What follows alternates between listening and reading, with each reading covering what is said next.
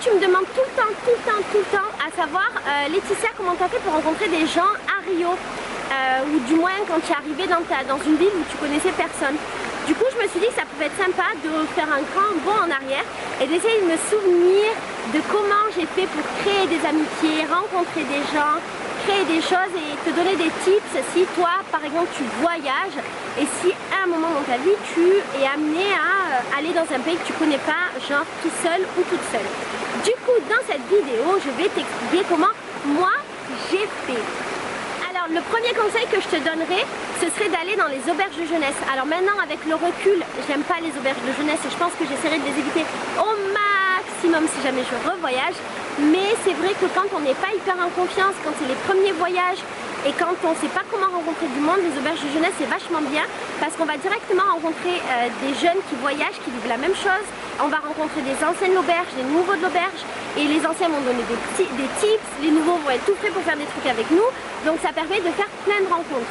Dans mon cas, le gros avantage de l'auberge, c'est que j'ai rencontré des gens qui travaillaient à l'auberge, qui étaient des Brésiliens. Et en fait, ça m'a donné des tips différents parce que je suis restée longtemps pour le coup. J'ai vécu 5 mois et quelques dans la même auberge. Et ça m'a permis d'avoir une vision différente du Brésil et qui n'était pas juste... Attends, j'ai un peu chaud. Si t'entends du bruit, c'est parce que je suis dans une rivière et il y a une cascade juste devant moi. C'est genre magnifique.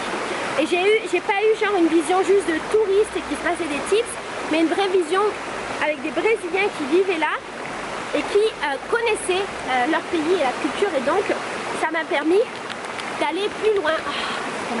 D'aller plus loin que ce que je voulais. Moi ce que je fais dans les auberges de jeunesse c'est que je dis bonjour à tout le monde, j'essaye de parler avec tout le monde et généralement je cuisine dans l'auberge, je cuisine pour tout le monde et ma petite astuce de française c'est que je fais des crêpes, ce que tout le monde peut faire et quand je fais des crêpes j'invite toute l'auberge. Dans une où j'étais ici à Copacabana à Rio, j'avais mis un papier, j'avais mis toutes les crêpes et j'avais mis un gros papier écrit en espagnol, écrit en espagnol et anglais et portugais où j'invitais tout le monde à manger et en fait on avait tous mangé ensemble, c'était vachement chouette et ça m'avait permis de créer des relations avec les gens de mon auberge. Ce que je fais également dans les auberges c'est que quand il y a de la musique, quand souvent les latinos écoutent de la musique, et ben je danse avec eux, je rigole, je partage mes propres musiques, je demande à chasamer et une de mes excuses pour entrer en contact avec la personne c'est de demander ah c'est quoi cette musique, c'est trop bien nana, est-ce que tu peux me passer le titre, blablabla. Et même si je pourrais chasamer toute seule avec mon téléphone, ben, le fait de parler avec la personne ça permet de rentrer en contact, de créer une relation et ça me permet de me faire des amitiés. Ce que je fais aussi beaucoup c'est que je demande beaucoup d'informations aux gens et je leur propose aussi de faire des activités avec moi et dès que je connais quelque chose je leur propose de faire l'activité avec moi. Par exemple je leur fais un petit tour ou un truc comme ça. Maintenant c'est différent et en plus maintenant je suis devenue guide donc c'est un délire différent mais à l'époque je faisais déjà en fait mes tours que je fais maintenant mais en moins profond. Je faisais déjà des tours où je montrais des choses aux gens et dès que j'apprenais ben, je transférais ma connaissance. Après un autre truc que je fais beaucoup c'est que je vais beaucoup aux soirées et je vais notamment seule. En fait la première fois que j'ai été seule en soirée à Rio c'était un pur hasard. En gros j'étais avec tous les gens de mon auberge, on avait acheté des tickets pour aller à une soirée et c'était une soirée de touristes en fait. Sauf que ça je l'ai bien compris après. Et à un moment donné, on est passé dans une rue où il y avait une samba et c'était rempli de jeunes, rempli. Et quand j'ai dit ça, j'ai dit au taxi, j'ai dit arrêtez-moi là, moi j'y vais. Et j'ai annulé ma soirée parce que j'ai jamais peur de renoncer à quelque chose, même si j'ai payé. Et si je crois que ce que je vais faire, c'est meilleur que l'investissement financier que j'ai fait. Je m'en fous complètement. Et donc, je suis descendue. Les autres sont partis à la soirée, ils ont fait leur soirée et moi là j'ai été toute seule. Et dans la soirée j'ai fait du cinéma, du genre je demandais aux gens qu'est-ce que c'est cette musique, aux mecs est-ce que je peux danser avec toi, machin, je faisais genre que je connaissais pas alors que je connaissais très bien. Et ça m'a permis de rencontrer plein de gens. Et là j'ai rencontré un mec que j'ai fréquenté après d'ailleurs, mais j'ai rencontré ce mec qui m'a présenté tous ses potes, qui m'a amené à plein de soirées, qui m'a fait découvrir le monde du carnaval et c'est lui qui vraiment m'a introduit dans ma vie brésilienne et c'est beaucoup grâce à lui que je suis tombée amoureuse du Brésil et à partir de là j'ai toujours pris l'habitude d'aller toute seule à toutes les soirées et tous les potes que je rencontre au Brésil et ben ça s'est fait comme ça parce que j'allais une fois une soirée, une deuxième fois une soirée, que je voyais 2 fois les personnes et que du coup je devenais pote avec les gens et ça va te permettre si jamais tu le fais de rencontrer des locaux et surtout va à des soirées qui sont pas touristiques, qui sont pas indiquées par les auberges. Demande aux gens en fait quels sont les meilleurs endroits pas touristiques pour sortir et il y a de très fortes chances que les gens t'emmènent avec eux et que là tu puisses vraiment rencontrer des gens pour de vrai.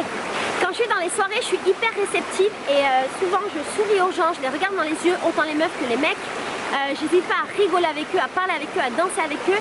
Et ça aussi, ça m'a permis de rencontrer plein de gens. Je pense que dans ces moments-là, il faut sortir de sa zone de confort et de sa timidité et se dire que dans tous les cas, tu seras une curiosité pour les gens et que quoi que tu fasses, ce sera marrant et mignon pour eux. Donc, faut juste y aller. À la plage, je rencontre aussi des gens quand je voyage parce que je vais plusieurs fois à la même plage. Je vais plusieurs fois à la même plage et ça me permet de rencontrer des gens qui travaillent à la plage avec qui je deviens pote, qui aussi vont m'indiquer plein de tips avec lesquels je vais faire des activités. Surtout à Rio, quand tu deviens pote avec quelqu'un de la plage, quelqu'un qui travaille, il va dire ah ce soir il y a telle soirée, tu dois pas la manquer, viens avec moi, donne-moi ton numéro, nanana. D'ailleurs, autre tips, je donne énormément mon numéro quand je suis en voyage. Là où en France, nous les Français, on est un peu timide avec ce truc de donner le numéro, on est plutôt en mode je te donne mon Facebook, mais c'est quand même hyper intime. En voyage, je te donne ton WhatsApp, tu donnes, tu t'en fous, donne. Et c'est comme ça que tu vas rencontrer des gens, comme ça que tu vas être au courant des méchantes soirées, des méchants endroits. Il y a un bruit, on aurait dit une personne qui hurlait, mais je pense que c'est un bruit de la vie. C'est très très beau là où je suis. En fait, il y a les rochers, je vais te montrer, il y a les rochers, tu vois un peu. Il y a des libellules en face de moi qui sont magnifiques. Il y a des papillons.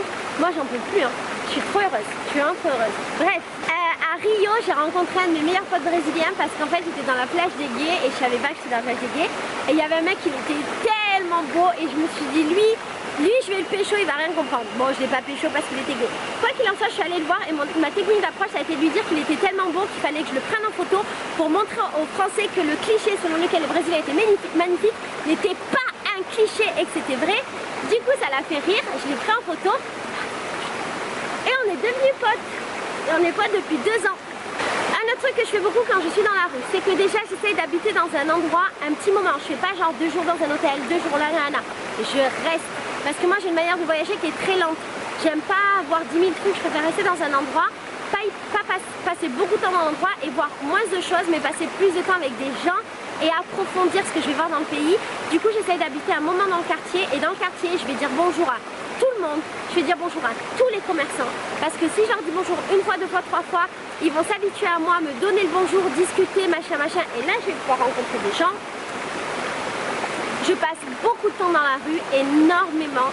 Bon après moi je passe beaucoup de temps avec les gens de la rue parce que j'aime trop traîner avec eux, j'aime trop traîner dans la rue.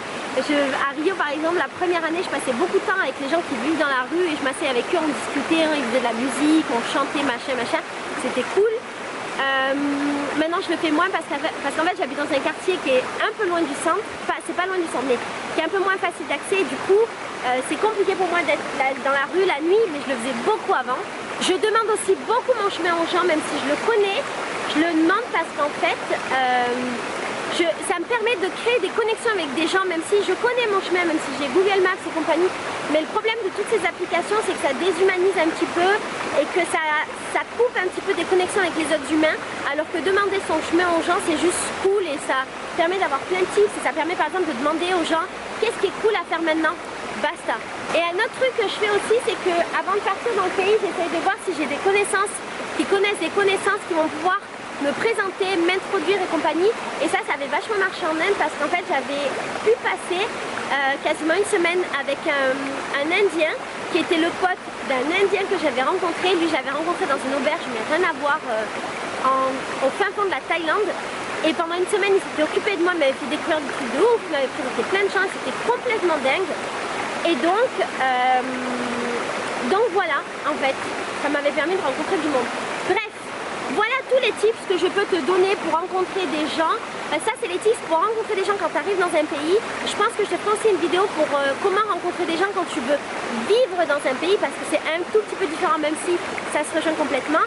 Si toi tu as d'autres tips, n'hésite pas à les partager avec moi, ça me ferait vachement plaisir et puis ça permettrait d'aider toute la communauté qui va regarder cette vidéo de préparer son voyage et ses rencontres. Voilà, je te fais des gros bisous. S'il y a des vidéos sur la thématique du voyage que tu veux que je te fasse, n'hésite pas à me les proposer dans les commentaires. Et maintenant, je vais un petit peu me mouiller.